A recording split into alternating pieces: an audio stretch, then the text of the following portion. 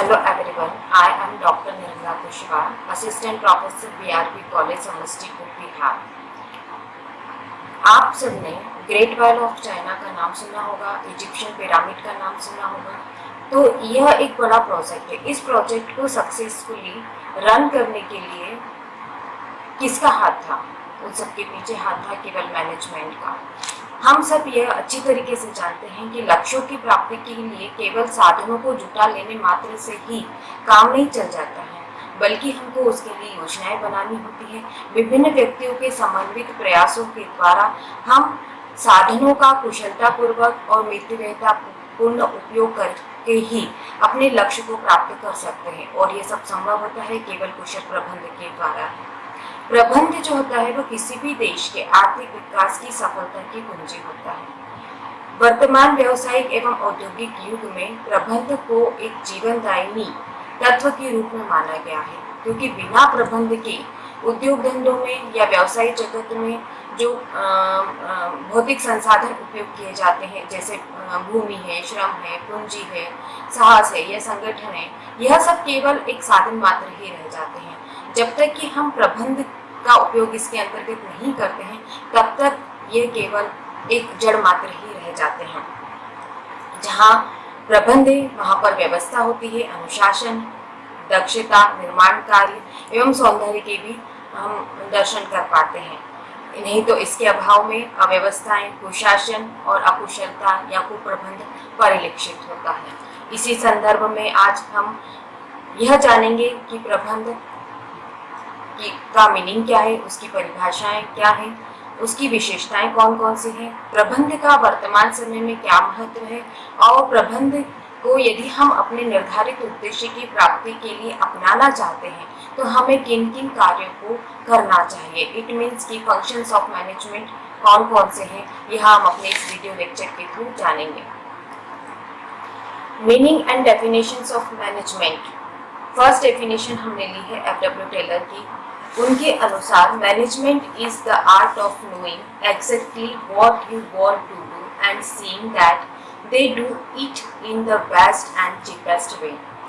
F.W.. Taylor के अनुसार प्रबंध यह जानने की कला है कि आप क्या करना चाहते हैं, और उसके बाद यह भी देखना होता है कि हम अपने उस कार्य को सर्वोत्तम और सर्वाधिक मितव्ययी विधि के द्वारा कैसे करें। दूसरी डेफिनेशन हैरोल्ड कुंटज की है। उन्होंने कहा है कि management is the art of getting things done through and with the people in formally organised group. प्रबंध क्या है? औपचारिक दलों में संगठित व्यक्तियों के द्वारा तथा उनके साथ मिलकर काम करने और कराने की कला को हम मैनेजमेंट कहते हैं। मैनेजमेंट को एक अच्छे बेटर वे में समझने के लिए management is the degree at which goals are achieved by making the right decision and successfully implementing them and doing the right things in the right way at the right time can be defined as effectiveness. On the other word, we can say that efficiency is about using minimal resources wisely and in a cost-effective way to produce the desired volume of output without any wastage of resources. Efficiency का मतलब होता है कि हम अपने निर्धारित उद्देश्यों को प्राप्त करने के लिए जो हमारे पास में संसाधन है उनका हम न्यूनतम और विवेकपूर्ण उपयोग करते हैं, ये इफिशिएंसी कहलाता है। उसी तरीके से इफेक्टिवनेस का मतलब होता है कि जो हमने वैकल्पिक संसाधनों का उपयोग हम कर रहे हैं, जो हम अपने निर्धारित उद्देश्य को प्राप्त करने के लिए जितने भी डिसीजंस हमने लिए हैं उनका उपयोग सही समय पर सही तरीके से करना, ये इफेक्टिवनेस कहलाता है। और मैनेजमेंट का मतलब होता है इन दोनों का जोड़। इट मीन्स कि इफेक्टिवनेस और इफिशिएंसी मिलकर मैनेजमेंट को पूर्णता की ओर लेके जाते हैं। इसी तरीके से लास्ट में यही कहा जा सकता है कि management degree at which goals are achieved by making the right decision. मतलब मैनेजमेंट एक ऐसी डिग्री है जहाँ पर कि आप अपने सही निर्णय को सही निर्णय को लेते हुए अपने गोल को अचीव करते हैं। और सही निर्णय तभी हो पाता है जबकि उसके अंदर इफिशिएंसी और इफेक्टिवनेस का मिक्सचर हो। कैरेक्टरिस्टिक्स ऑफ मैनेजमेंट के अंतर्गत हम देखेंगे कि मैनेजमेंट की क्या क्या विशेषता है, किन किन विशेषताओं को लेकर एक मैनेजमेंट कार्य करता है। फर्स्ट है management is a distinct entity. Management is a distinct entity मतलब होता है कि मैनेजमेंट का अस्तित्व अलग होता है। जब हम कंपनी की बात करते हैं तो आपने सुना होगा कि वहाँ अंशधारी स्वामित्व की भूमिका निभाते हैं, परंतु वह मैनेजर नहीं होते हैं। वह कंपनी का जो प्रबंध है उसकी कमेटी के द्वारा निर्धारित मैनेजर के द्वारा किया जाता है।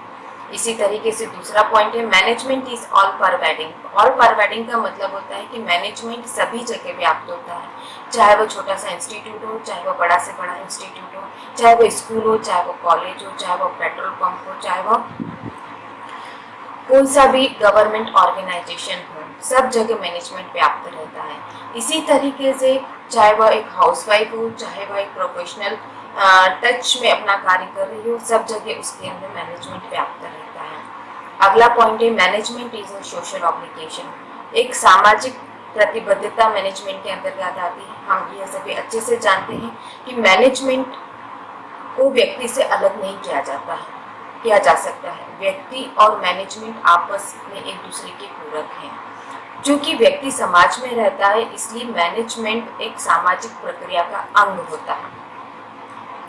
Management is concern with group efforts. कोई भी व्यक्ति अकेला अपने निर्धारित उद्देश्यों को प्राप्त नहीं कर सकता है। उसके लिए उसे आवश्यक है कि वह अपने संसाधनों का कुशलतम और न्यूनतम उपयोग करते हुए अपने निर्धारित उद्देश्यों को प्राप्त करे। और ये तभी संभव होता है जबकि वह ग्रुपिंग करे। इट मीन्स कि वह ग्रुप के साथ में कार्य करे, ग्रुप के कार्यों को समन्वित और संयोजित करते हुए अपने निर्धारित उद्देश्य को प्राप्त करने की ओर आगे बढ़े। अगला पॉइंट है management deals with achievement of pre determined objective. Management पूर्व निर्धारित उद्देश्यों की प्राप्ति के लिए किया गया कार्य होता है। मैनेजमेंट के इस कार्य श्रृंखला के अंतर्गत हम planning, organizing, staffing, motivation, controlling आदि क्रियाओं को सम्मिलित करते हैं। Management is a system of authority. Authority की जब हम बात करते हैं तो अथॉरिटी में दो तरह की अथॉरिटी हम डिवाइड कर सकते हैं, एक सुपर अथॉरिटी और एक सबऑर्डिनेट अथॉरिटी। सुपर अथॉरिटी का काम होता है कि निर्धारित उद्देश्य को प्राप्त करने के लिए नियमों और नीतियों का निरूपण करना। और जो सबऑर्डिनेट अथॉरिटी का कार्य होता है कि जो नियम और नीतियाँ टॉप लेवल मैनेजमेंट के द्वारा निर्धारित की गई हैं उनको व्यावहारिक रूप प्रदान करना। तो मैनेजमेंट जो होता है एक निर्धारित उद्देश्य को प्राप्त करने के लिए किसी भी संस्था में सुपर अथॉरिटी और सब अथॉरिटी का कॉम्बिनेशन होता है, वह एक सिस्टम के अंतर्गत कार्य करते हैं। नेक्स्ट पॉइंट है management is an invisible force. Management एक इनविजिबल फोर्स होता है। इट मीन्स कि हम उसे देख नहीं सकते हैं। हाँ, हम उसे लास्ट में जबकि हम अपने कार्य को पूरी तरीके से कर चुके होते हैं, जो अपने निर्धारित उद्देश्य को प्राप्त कर चुके होते हैं, उस रूप में हम उसका आभास कर सकते हैं कि हाँ हमने मैनेजमेंट किया था या एक बेटर वे में किया था, ये हम ऑब्जर्व कर सकते हैं। अगला पॉइंट है management is both an art and a science.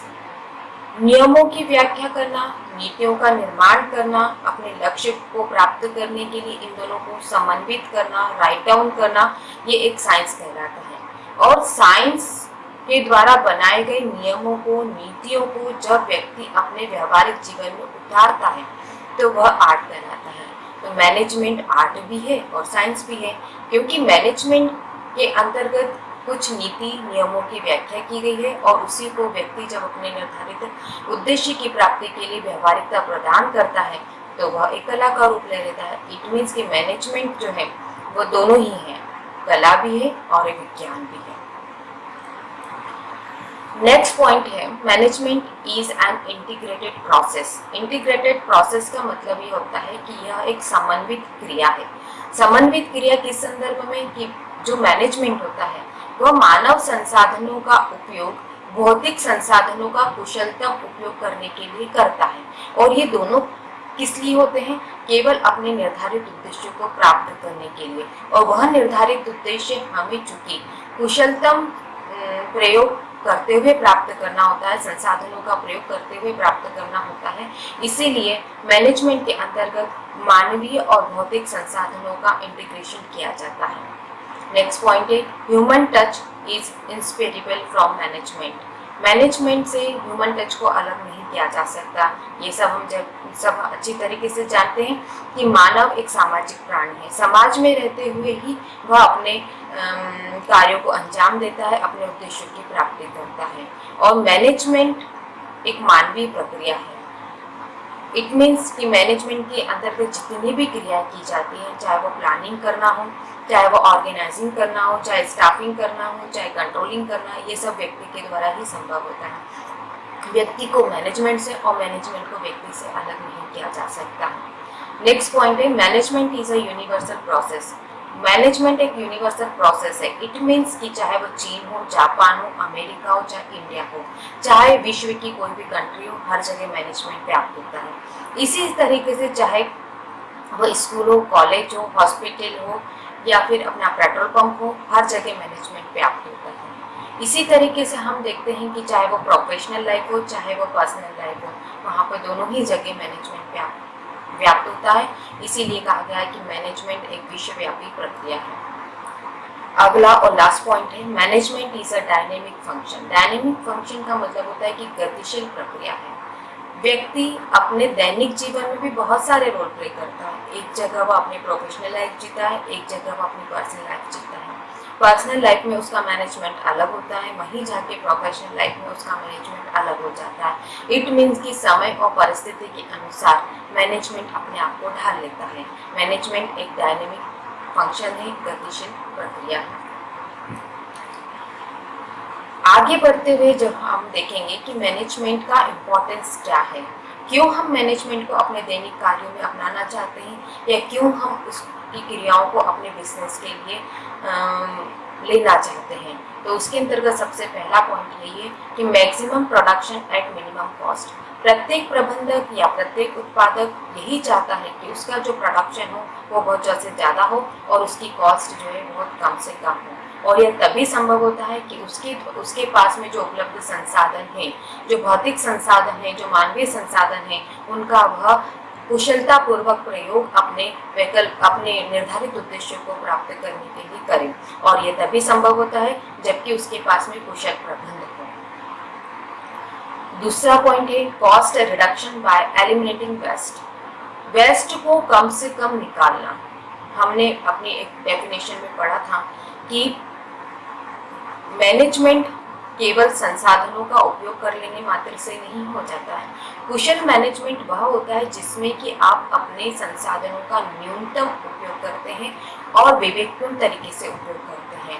विवेकपूर्ण तरीके से उपयोग होता है तब ही आपकी जो वेस्टेज है वो कम से कम निकलता है, और जहाँ वेस्टेज कम से कम निकला इट मीन्स कि आपने संसाधनों का कुशलतापूर्वक उपयोग किया है। जब आप संसाधनों का कुशलतापूर्वक उपयोग करते हैं तब ऑटोमेटिकली आपकी कॉस्ट जो है वो कम आती है, और यह तभी संभव होता है जबकि आपने मैनेजमेंट को अपने जीवन में अपनाया है। इट मीन्स कि मैनेजमेंट जो है वो कॉस्ट रिडक्शन का एक बड़ा पैरामीटर होता है। अगला पॉइंट है कोऑर्डिनेशन ऑफ ह्यूमन एफर्ट्स।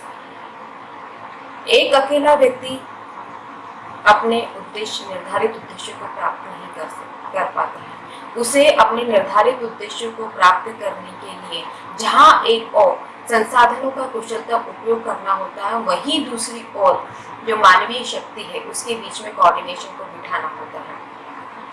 भौतिक और मानवीय शक्ति के बीच में या संसाधनों के बीच में कोऑर्डिनेशन मैनेजमेंट के द्वारा संभव होता है। मैनेजमेंट के थ्रू ही वह यह दिखता है कि किस प्रकार से हम अपने टीम को ऑर्गेनाइज कर सकते हैं। अगला पॉइंट है मेंटेन्स डायनेमिक्स इक्विलिब्रियम।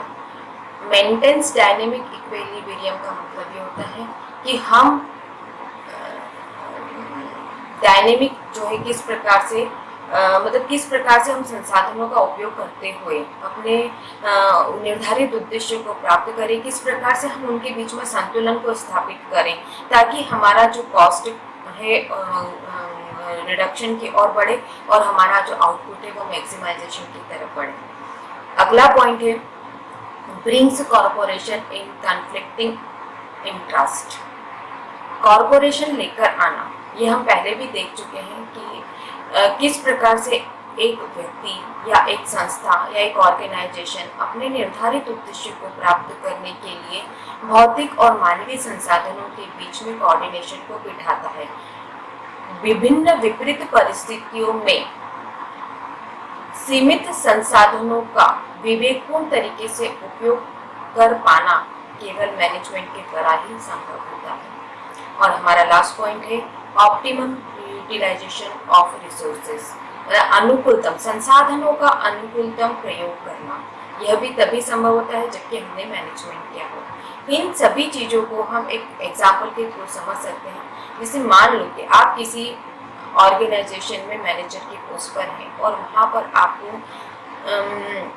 10,000 यूनिट्स का प्रोडक्शन करना है। 10,000 यूनिट के प्रोडक्शन के लिए आपके पास में सफिशिएंट लैंड भी है, मशीनरी भी है, कैपिटल भी है, आपके पास में ग्रुप भी है।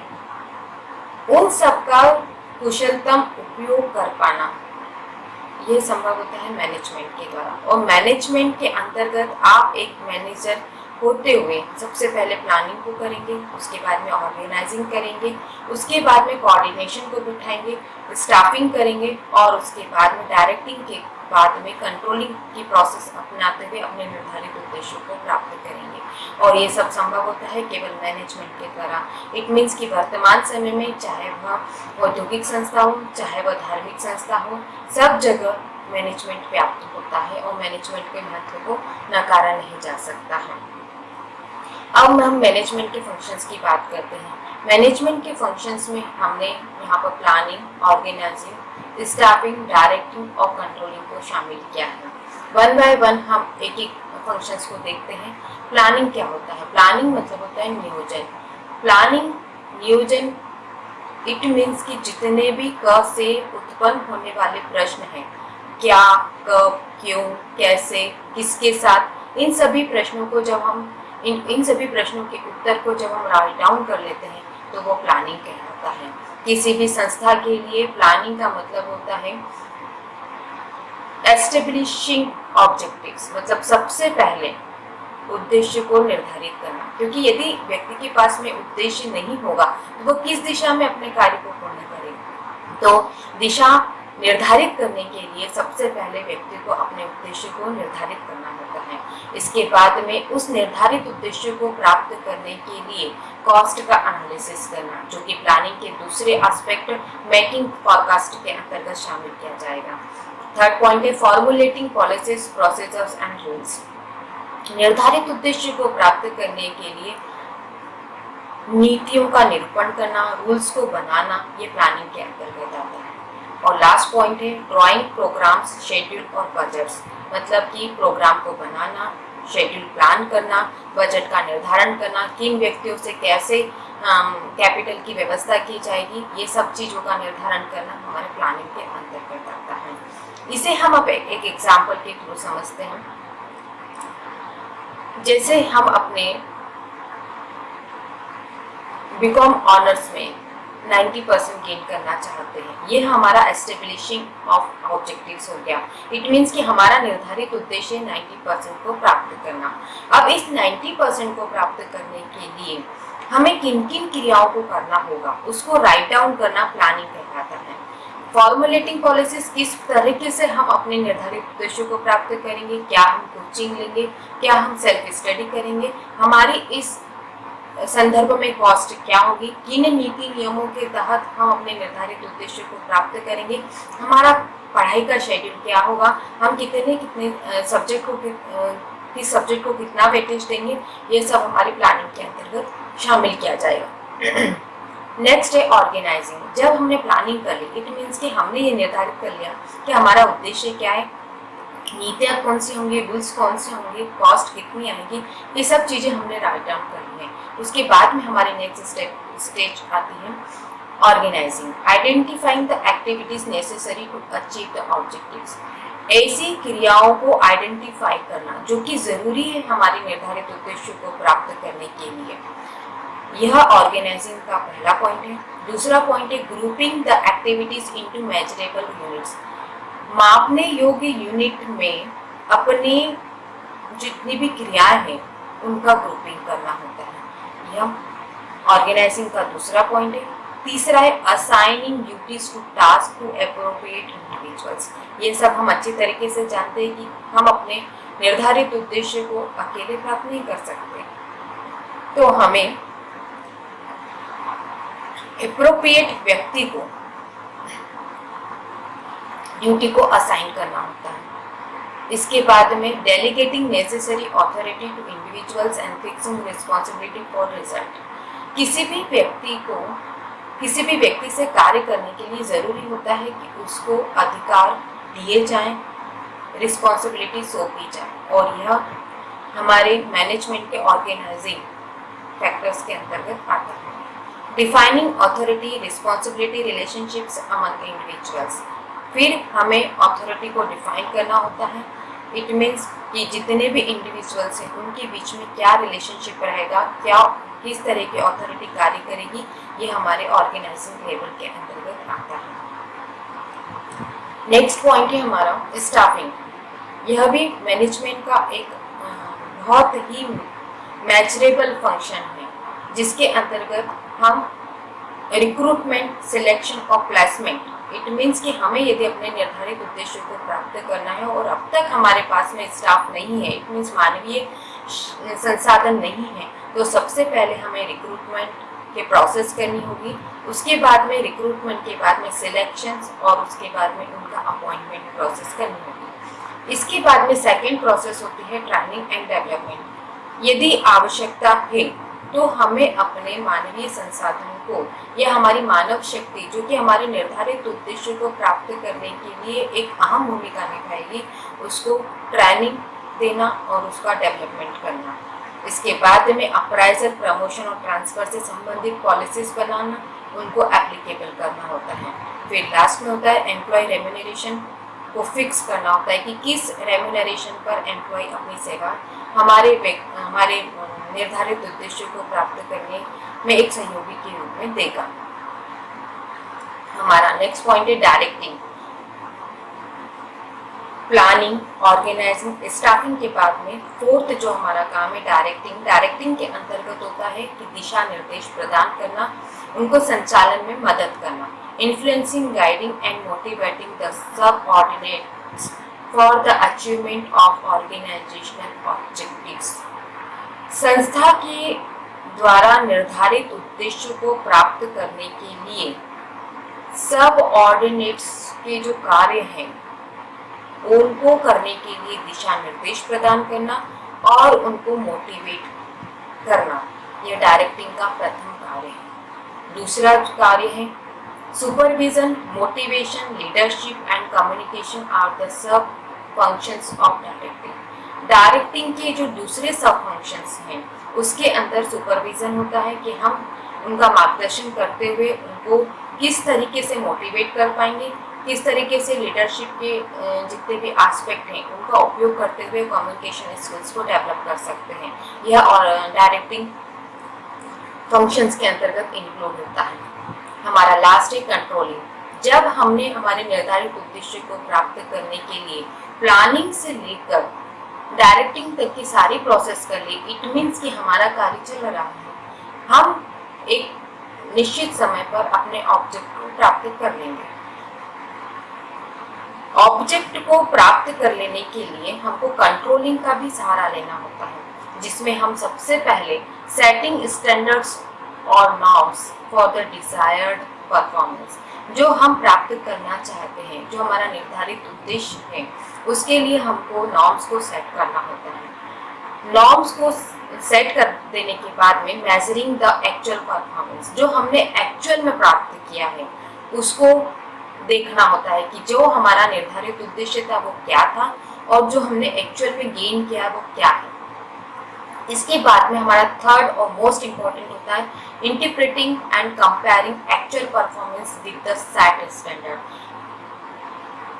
जो हमने स्टैंडर्ड सेट किया था और जो एक्चुअल परफॉर्मेंस था उनके बीच में इंटरप्रेट करना और उनके बीच में कंपैरिजन को लेकर आना। हमने अपने फर्स्ट प्लानिंग सेक्शन के अंतर्गत देखा था कि हमने अपने लिए 90% का गोल निर्धारित किया है, तो क्या हम 90% प्राप्त कर पाए। ये 90% प्राप्त करना ये हमारा था स्टैंडर्ड, सेट स्टैंडर्ड था, और हमारा एक्चुअल परफॉर्मेंस था 85%। सपोज 85% हमारा एक्चुअल था, तो 85% और 90% के बीच में जो गेप आया है उसको एनालिसिस करना, उसके पीछे कौन से ऐसे तत्व हैं जो कि मेजरेबल हैं, जो कि अपनी भूमिका निभाते हैं, जिसकी वजह से हम 5% पीछे हैं, इसका एनालिसिस करना होता है। इसके बाद में analysing deviations to fix responsibility हम देख चुके हैं, और लास्ट में होता है कि हम अपने निर्धारित उद्देश्य को प्राप्त करने में किन किन बारीकियों से दूर रह गए या किन किन कमियों की वजह से हमने अपने निर्धारित उद्देश्यों को प्राप्त नहीं कर पाए, या क्यों हमारा 5% का डिफरेंस रहा है। इसके लिए हमें करेक्टिव एक्शंस को लेना होगा। तो कंट्रोलिंग के लास्ट पॉइंट में यही कि tackling corrective actions. Thank you very much. आप सभी बहुत अच्छी तरीके से जान गए होंगे कि मैनेजमेंट कितना इम्पोर्टेंट होता है, चाहे वह एक इंडिविजुअल की बात करें, चाहे एक संस्था की बात करें, चाहे वह स्कूल की बात करें, चाहे वह कॉलेज की बात करें। हर जगह चूंकि मैनेजमेंट व्याप्त है और कोई भी व्यक्ति बिना मैनेजमेंट के नहीं रह सकता है। इट मीन्स कि सभी अपने अपने एरिया में मैनेजर हैं, तो अपने क्षेत्र में मैनेजर होते हुए क्यों ना हम अपने संसाधनों का सर्वोत्तम उपयोग करते हुए अपने निर्धारित उद्देश्यों को प्राप्त कर लें। तो इसी संदर्भ में हमने आज ये देखा है कि मैनेजमेंट के अंतर्गत हम किस तरीके से प्लानिंग की क्रियाओं को अपना सकते हैं, किस तरीके से हम ऑर्गेनाइजिंग कर सकते हैं, किस तरीके से हम यदि आवश्यकता है तो स्टाफिंग की प्रोसेस कर सकते हैं, और कोऑर्डिनेशन के साथ साथ में हम यदि हमारे सबऑर्डिनेट्स हैं तो किस तरीके से हम उसको डायरेक्टिंग कर सकते हैं। और लास्ट में वो मोस्ट इम्पॉर्टेंट जो थिंग है कि कंट्रोलिंग, तो कंट्रोलिंग को अपनाए बिना हम कुशलतम मैनेजमेंट की तरफ नहीं जा सकते हैं। इसीलिए इन सारी क्रियाओं को करते हुए हम अपने मैनेजमेंट को प्राप्त कर सकते हैं। हम अपने नेक्स्ट वीडियो में देखेंगे कि प्लानिंग क्या होता है, किस तरीके से हम अपने प्लानिंग को इफेक्टिव बना सकते हैं। Thank you very much. See you soon again.